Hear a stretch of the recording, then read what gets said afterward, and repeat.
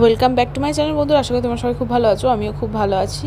তো গতকালকে ছিল আমার বার্থডে, তো বার্থডেতে কিছুই তেমনভাবে করা হয়নি। তো সন্ধ্যেবেলার থেকেই আমি ভিডিওটা শুরু করেছিলাম, তো সেই ভিডিওটাই তোমাদের সাথে শেয়ার করলাম। আর সকাল থেকে তো কিছুই করা হয়নি, আর বড় মাসে একটু কাজে গিয়েছিলো, তো ও ব্যস্ত ছিল।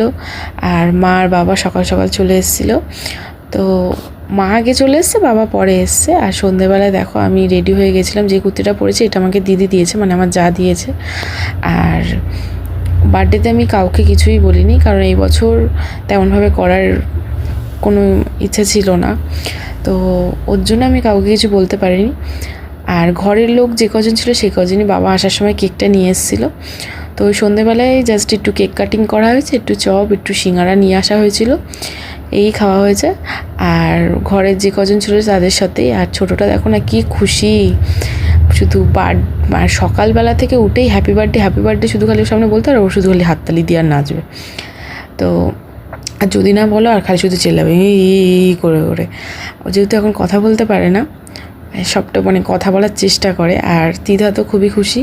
দিদা ওখানে যেই কেকটাকে দেখেছে, মানে তখন থেকে বলেছে মামা কখন কেকটা কাটবে। তো এখানে দুটোকে দেখো আমি কোলে নিয়ে নিয়েছি, নিয়ে পাশাপাশি বসে কেক কাটিং করা হচ্ছে। তো দিদাকে প্রথমে কেটেই আগে দিদাকে দিয়েছি, কারণ ও খাবে বলে তো খুব মানে আগ্রহী সহকারে দেখতে শুরু করেছে। আর ব্লগটা ভালো লাগলে লাইক, কমেন্ট, শেয়ার অবশ্যই করো। নেক্সট ব্লগে ফের দেখা হবে।